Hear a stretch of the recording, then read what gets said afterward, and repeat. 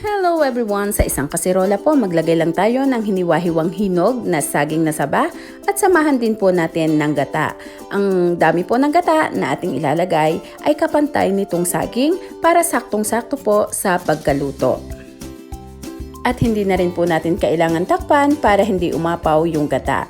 Kaya naman, this is Bella, ang inyong kusinera ng Idelmo's Kitchen. Kung bago ka sa channel na to, syempre, welcome na welcome ka.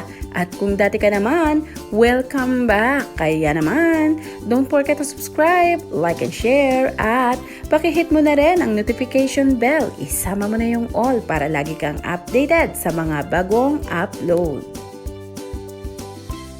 Lulutuin lang po natin ito ng 5 minuto at depende po yon kung gaano kahinog yung saging na inyong gagamitin. Kung mas hinog po, mas mabilis po na maluluto.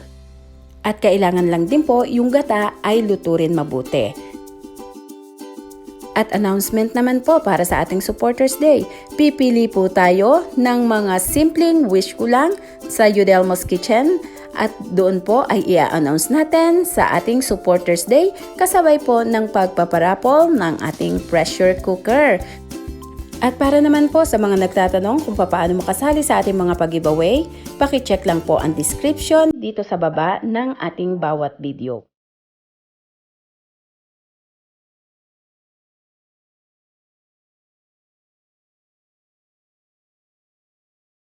Paminsan-minsan po ay atin ding hahaluin pero dahan-dahan lang po kasi medyo malambot itong ating saging.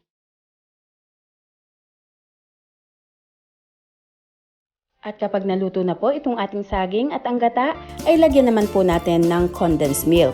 Ang condensed milk po, ito yung gamit natin bilang pangpatamis instead po na asukal.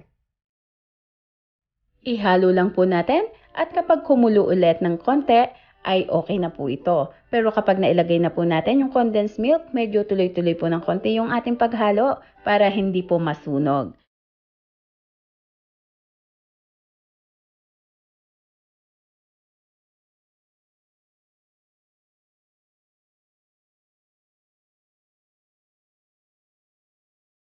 Lagyan naman po natin ngayon ng sago na luto na. Pwede po kayong gumamit ng maliliit. Pwede rin po yung ganitong size na sago. At pwede rin naman na yung may mga kulay para mas magandang tingnan itong ating dessert.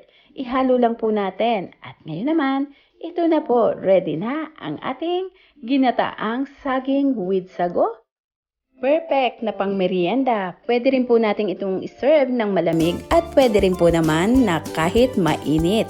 So, ayan, mag-ready na po tayo ng drinks. And again, maraming salamat pong muli sa inyong lahat. Bye-bye at mag-ingat po tayo.